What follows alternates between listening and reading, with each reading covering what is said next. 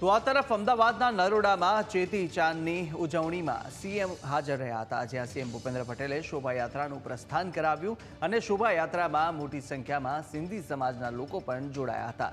બીજેપીના ધારાસભ્ય, મેયર સહિતના નેતાઓ પણ ઉપસ્થિત રહ્યા. મ્યુનિસિપલ કોર્પોરેશન દ્વારા આ આયોજન કરવામાં આવ્યું હતું. તો ચેટી ચાંદની ઉજવણી અત્યારે કરવામાં આવી છે નરોડામાં અને સીએમ પણ આ દરમિયાન ઉપસ્થિત રહ્યા હતા. તો શોભાયાત્રાનું પ્રસ્થાન પણ સીએમ દ્વારા કરાયું. હિન્દુ અને સિંધુ સંસ્કૃતિના ધર્મ શ્રદ્ધાના મહત્વના સમન્વયનો દિવસ છે. ઝૂલેલાલ દરિયાદેવની આરાધનાના પર્વ ચેટીચાંદની ઉજવણી સાથે ચૈત્રી નવરાત્રિનો પણ પ્રારંભ થઈ રહ્યો છે.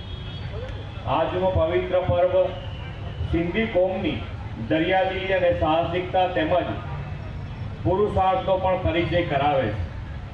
સિંધી સમાજે દરેક ક્ષેત્રમાં કાઠું કાઢ્યું છે.